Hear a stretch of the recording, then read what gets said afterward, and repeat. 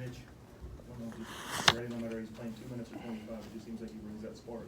Well, he brought energy today. You know, he hasn't had a lot of things go his way of late, but you know, he keeps grinding, and you know, he's our best rim protector, and probably the quickest twitch big guy we got. And I thought he was. I don't think he was the best player in the game, but I thought he's certainly the most important player in the game today. From him sparking us, especially second half. What do you see from Quentin second half? Well, he made a couple of shots. You know, I thought the first half was not a good half at all, and the second half, you know, I thought he made a couple of nice passes, penetrated, looked like he was playing a little freer, and then of course he made a couple of shots, and that was nice after he missed his first one. But I think that could be something that could be a springboard moving forward. He played a little angry, I think, the second half compared to the first half, and that was probably good for him. With Mitch giving up his body, fearless, sacrificing whatever, I mean, is that just from being around, or do you have to remind guys as the year goes on to kind of have that role or play that way? No, not with Mitch. Yeah. No. Mitch is always doing that. He'll hurt somebody in practice because he's doing the same thing. You know, or hurt himself. But Mitch always tries. He always tries. And you know, I know it's been frustrating for him. Here we are playing 4 guards, and Oklahoma State was a better team than most for us to play 2 bigs because obviously, even though McGriff can make threes, you probably want to guard him with the big at least the majority of the time. But I thought we did some better things. But the biggest thing we did is, you know, the first half we let them score at the end of the clock. Once again, that's why the game was tied. They scored 6 times with under 5 seconds on the clock. So that's probably at least, you know, 14 to 15 points. But I thought there was a positive energy within our group, and I think Mitch really contributed to that. How much does Ochai contribute to that positivity? Oh, I think he and Mitch as much as anybody, maybe more than anybody. And then I think it's contagious with the other guys. Is that, do we kind of maybe underplay that a little bit? How important it is to keep a positive mindset for players and the guys like Mitch and Ochai to contribute that? Well, you know, it's 2 different deals because Ochai's starting and playing all the time. You would think it would be easier for him. But Mitch is, you know, he hasn't had near as many opportunities. I thought he did some good things against K-State, but, you know, the positive energy was so much better. And certainly we had it last Saturday, and then we didn't have any of it in Manhattan. And but you know what that does, that covers up when you don't make shots or you don't pay attention to scout report, or when you screw up. But it covers up for that because it's not magnified. Whereas when you don't have that, everything's magnified. What went into Dave over Mitch? Well, you know, I thought it was the best matchup for us, but I actually thought Mitch would have be better for us finishing the game than Dave probably would because of experience, and I didn't see any reason why to give Mitch 2 fouls in the first 5 minutes of the game. So, hey, is Ochai a guy you can really put a lot of trust in as a 3-point shooter from here on out, you think?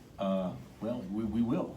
You know, we will. We need to, but he's had some really good games shooting the ball beyond the arc. He's had some really big games. I mean, how many freshmen have had, you know, over 20 in 3 of the last 5 games, something like that? I went to Texas, and it was here, and there was one more, wasn't it? That was it Iowa State that he was some other game, I think.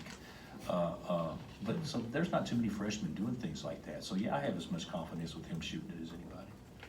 Seems like he did really finish strong for you guys too. Yeah, I did.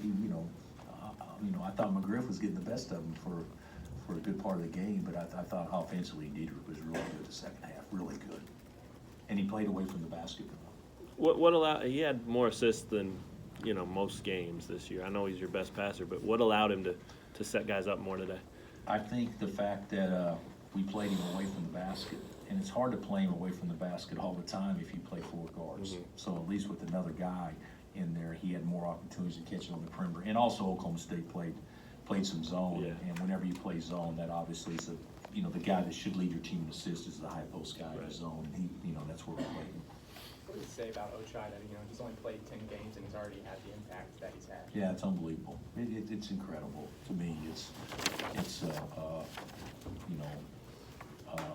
It just goes to show you what a bad decision that I made initially in misreading the situation, because he's beyond his years, and he's got an energy and a poised look about him that this team really needs. So. When you guys made the decision to pull it, did you see anything close to this happening? I mean, did you get a read at practice that this could be something he could do for you guys? I didn't think that he would get 23 in Big 12 games. No, I didn't think that. But I thought he would be one of our best. I thought eventually he'd be one of our best 5 players. And of course, it took about 1 game to figure that out. Are you as impressed defensively with him as the offenseman? Waters was really good the first half, but I don't think Waters scored the second half. I could be wrong. Did he have 11 or 13 at halftime? I think he had 1-3, didn't he? Uh-huh. I think he might have had 1-3. In the second half? Yeah. Okay. But I thought he did make 1 deep three. I believe you're right. But I think that was off a switch, and Ochai wasn't guarding him. No, it was. Ochai was guarding him. He made a roll-up 3 from the left top, kind of left wing up high, and that was on Och. But other than that, I thought he did a good job of, not letting him get any looks, and for the most part, we kept him off the free throw line. KJ fouled him 94 feet, which wasn't smart, but other than that, you got the best free throw shooter in the country that gets a chance to shoot free throws.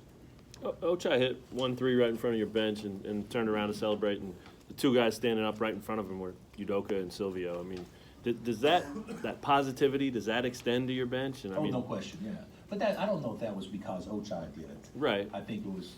I'll be honest with you. I think we've been a bunch of duds, and in some ways, and you can't put it on the guys that can't play, but the guys that can't play can have a role in bringing energy too, and hopefully we're getting better at that. Hey, you stuck with those 5 that started the second half pretty much. Too long. Yeah. I mean, was that just you have more trust in them? Well, situation? yes. It was a back and forth game, and you probably weren't going to sub in the first 4 or 5 minutes anyway. And then after that's when we started playing our best ball, so I didn't see any reason to take them out at that time. I know they're playing right now, and just kind of big picture thoughts on TCU.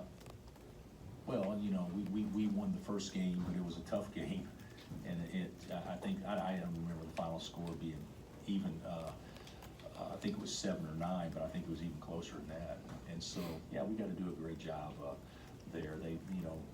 It'll be a hard matchup for us because Noy is such a perimeter player. He plays the forward.